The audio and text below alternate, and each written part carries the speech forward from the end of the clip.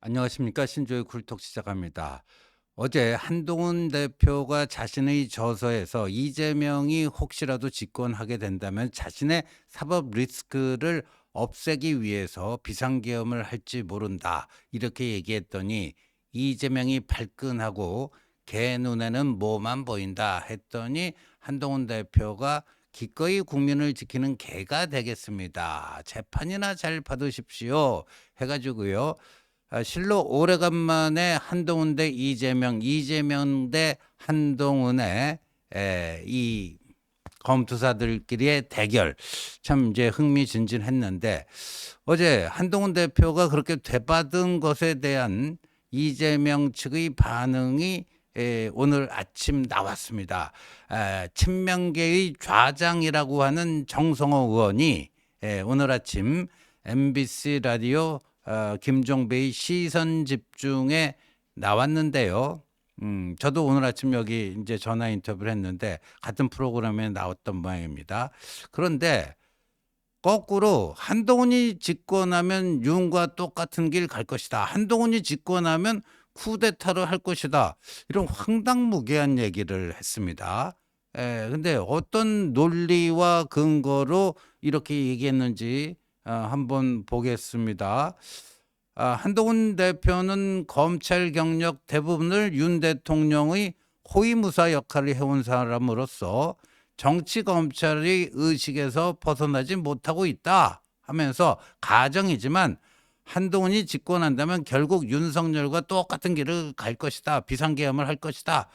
이런 겁니다. 예. 그 정성호 의원 논거는 이런 거예요. 예. 이 이재명 대표에 대해서 계엄을 선포할 위험한 인물이라고 보니 본인이 집권한다면 윤 대통령과 같이 정치 보복 수사에 집중하지 않겠나 이렇게 얘기하면서요. 이 대표가 그렇게 계엄을 할 거라고 상상하는 분이 어떻게 행동하겠는가 그걸 막기 위해 모든 수단과 방법을 다 동원할 것이다. 저는 이게 무슨 말인지는 모르겠어요. 그러니까 이 한동훈이 집권하게 되면은 윤석열 대통령과 똑같이 비상계엄을 할 것이다. 그러니까 한동훈 대통령이 되면 그래도 여소야대 상황이 이어지니까 이 거대 야당의 그런 폭주, 뭐 줄탄핵이라든가 뭐 예산 폭거라든가 뭐 이런 것들은 있을 테니까 윤 대통령과 똑같은 수법으로 비상계엄을 하지 않겠느냐 뭐 이런 건데 이거는 어디까지나 한동훈은 윤석열의 아바타다. 한동훈은 윤석열하고 똑같은 사람이다. 이런 전제하에서나 가능한 얘기 아니겠습니까? 근데 지금 우리 국민 절대 다수가 어떻게 생각하죠? 윤한 갈등 이래로 한동훈과 윤석열은 20년 검찰 특수부에서 한솥밥을 먹으면서 호용호재하면서 막역한 사이였지만 정치 세계에 들어와서는 각자 좀 생각하는 방향이 달라서 사실상 이게 거리가 심각하게 벌어졌다. 다들 그런 거 아닙니까? 그런데 한동훈이 윤석열과 똑같으니까 한동훈이 대통령 되면 윤석열처럼 비상계엄을 할 것이다. 이게 정성호 의원의 논거 같은데요. 참 빈약하죠. 참 빈약해요. 그러면 정성호가 왜 저런 식으로 억지 주장을 폈을까? 어제 한동훈 대표의 페북 그게 너무 아팠다는 얘기입니다. 너무 아팠다는 거예요. 개 눈에는 뭐만 보인다. 제가 어제도 말씀드렸죠. 그거 원래 조선 초기의 무학대사가 태조 이성계에게 부처님의 눈으로 세상을 보면 부처가 보이고 돼지의 눈으로 세상을 보면 돼지만 보인다. 이건 내 갑자기 그 오리지널을 잘 모르는지 돼지를 개로 바꿔갖고 개 눈에는 뭐만 보인다. 그러니까 개가 그야말로 충직한 동물이고 자기 주인 지키는 데는 1등 그 동물 아니겠습니까? 그러니까 한동훈 대표가 아주 센스가 있잖아요. 기꺼이 국민을 지키는 개가 되겠다 했어요. 그랬더니요. 저게 인터넷 그 온라인상에서요 엄청난 패러디가 좀 일어나고 있습니다. 한 수의사가요 한동훈 대표가 국민을 지키는 개가 되겠다고 선언을 하셨기 때문에 나는 수의사인 나는 그 개를 잘 보호하는 수의사가 되겠다.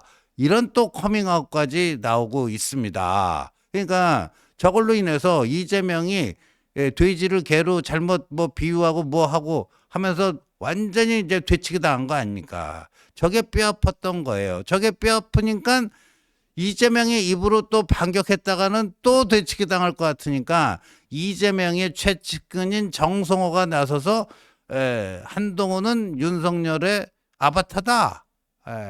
근데 아니라는 거 세상 사람이 다 알아요. 아니라는 거 세상 사람이 다 아는데 저렇게 된 거 아니냐. 그러니까 이 시작은 추미애가 먼저 시동을 걸었습니다. 추미애가요. 이재명이 반응하기 전에 먼저 페이스북을 올렸죠. 그 페이스북에 뭐 한동훈이 그렇게 하는 게 과연 말이 되느냐. 페이스북 좀 추미애 페이스북 좀 띄워주세요. 자신의 죄를 덮으려고 핸드폰 비번도 못 가고 자신을 위해 검찰 방해 수사 방해를 저지른 윤석열이 범죄를 덮어주기 위해 법무부 장관으로 패소할 결심으로 패소시키고 상고마저 포기해. 뭐 이게 문장도 이상하네요. 상식과 법치를 조롱했던 윤석열의 법률 집사가 검찰 쿠데타 동업자였는데 속죄부터 하기 전에 이재명 상대로 막말한다고 용서되나? 그런다고 용이 되나? 근데 이것도요. 추미애도 법무부 장관까지 한 판사 출신 법률가입니다. 그렇다면은 한동훈이 제기한 저 문제, 이재명이 집권하게 되면 자신의 사법 리스크를 없애기 위해서 비상계엄할 수도 있다. 논거로 반박을 해야 될 거 아니에요.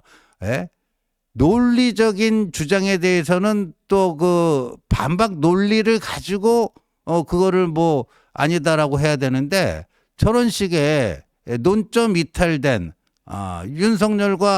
윤석열의 법률 집사가 뭐 그런 얘기 한다고 용이 되겠느냐? 논점 이탈이에요. 오늘 정성호의 그 페북이 아니라 라디오 인터뷰도요. 논점 이탈입니다. 논점 이탈. 한동훈이 제기하는 문제에 대해서 그게 아니다라는 것을 정확하게 보여주지 못하고 있어요. 이게 얼마나 지금 저기 아프게 작용하고 있는 게 아닌가 이렇게 보여집니다. 근데요 이렇습니다. 정말이지 이 윤석열 대통령은 국회의 권한을 좀 제한하는 그 국회를 건드리는 비상계엄을 했다가 이제 실패하게 됐는데 이재명의 경우는 다를 수가 있다. 제가 이 정성호 의원이 출연한 그 MBC 라디오 저도 인터뷰를 했는데 제가 아침에 그렇게 얘기를 했어요. 윤석열 대통령은 헌법과 개헌법에 보면은 계엄 시에도 입법부인 국회는 건드릴 수가 없는데 그거를 건드리려다 실패한 계엄인데 이재명의 경우에는 자신의 사법 리스크를 없애기 위해서 국회를 건드리는 게 아니라 사법부인 법원을 건드리는 거 아니냐. 그러니까 헌법과 개헌법상 근거가 어느 정도는 있는 것이고 또 현재의 의석 분포 민주당만 175석 이걸 보면은 계엄 해제 요구 결의안이 국회에서 통과될 가능성도 대단히 낮다.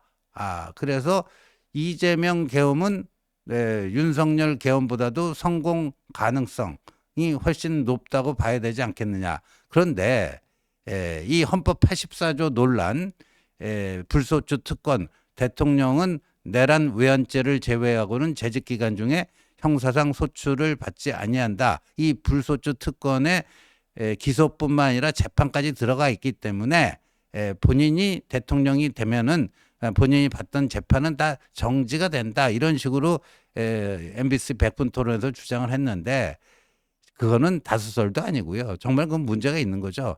법 앞에 모든 국민이 평등하다라는 그 정신에도 어긋나고요. 이렇게 되면요.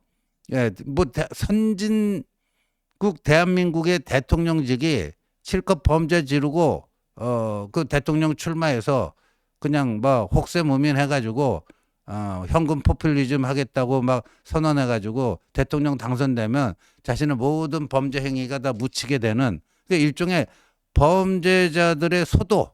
과거에도 보면 이제 소도라는 곳에 들어가면 이제 더 이상 닿지 못하게 되는 그걸 이제 범죄자들의 소도라고 하는데, 아니 선진국 대한민국의 대통령직이 범죄자의 소도가 되면 되겠느냐 이런 건데, 저희 또 어벤져스 같이 하고 언더 73 그 류재화 변호사가요 또 이것과 관련해 갖고 오늘 페이스북에 아주 정제된 글을 올렸습니다. 통제받지 않는 계엄의 가능성이라는 거죠. 왜? 통제받지 않는다. 일단 국회 의석수로도 그렇죠. 그리고 윤 대통령은 헌법 77조, 계엄법 7조, 8조, 이 입법부 국회는 건드릴 수 없는데 국회를 건드리려다가 이게 그렇게 끝났지만 또 의석수의 열세. 근데 이재명의 경우에는 사법부만 건드린다. 그리고 국회에서 계엄 해제 요구 결의안 이것도 막아버린다. 다수 의석으로. 그러면 통제받지 않는 계엄의 가능성이 있다. 그래서요, 저는 정말 이재명 정권이 탄생하면요, 이건 끔찍한 총통제 국가가 될 것이다. 독일의 히틀러, 그 나치즘, 이게 처음부터 나치즘과 같은 전체주의가 아니었습니다. 바이마르 공화국, 그 민주적인 헌법에 의해서 총리로 선출이 됐는데, 근데 그 이후에 대통령이 유고가 됐는데, 히틀러는 대통령 따로 총리 따로였는데 자신이 대통령직까지 겸하겠다 하면서 사실상 총통제로 가면서 모든 제도를 자신 1인 지배체제를 위해서 다시 리셋을 합니다. 그러니까 히틀러도 정상적인 바이마르 공화국 민주선거를 통해서 그렇게 끔찍한 총통제를 만들었듯이 이재명도 충분히 그럴 수가 있다. 통제받지 않는 계엄의 가능성, 이렇게 얘기를 한 것이고요. 또 이재명의 그 책사 브레인으로 알려진 이한주 민주연구원장도요, 오늘 나와서요, 여기는 SBS 정치쇼에 나왔네요. 그 한동훈 대표의 그 저격에 대해서 계엄은 본인들이 해놓고 왜 하지도 않는 사람들에게 뒤집어 씌우려고 드느냐. 본인이 대표로 계실 때 일어난 계엄이면 막았거나 같이 끌어안거나 뭘 하더라도 했어야 하지 않겠느냐. 아니, 한동훈 대표가 막았잖아요. 이재명이 숲속에 숨어 있을 때 한동훈이 목숨을 걸고 가갖고 막지 않았습니까? 이번 출판된 한동훈의 책에 그게 아주 소상하게 다 정확한 팩트로 깔끔하게 정리가 되어 있는데, 그러니까 지금 민주당 이재명의 최측근인 정성호, 이재명의 책사, 이한주 다 나와서요, 이걸 가지고 열심히 변호하려고 그러는데 변론이 잘 안 돼요. 한동훈을 까려는데 이게 참 까지지가 않는 거예요. 바로 이겁니다. 바로 이거예요. 그러니까 이재명을 효과적으로 제압할 수 있는 사람이 과연 누구인가? 이게 하루 만에 지금 드러나고 있는 것입니다. 하루 만에 드러나고 있는 것이에요.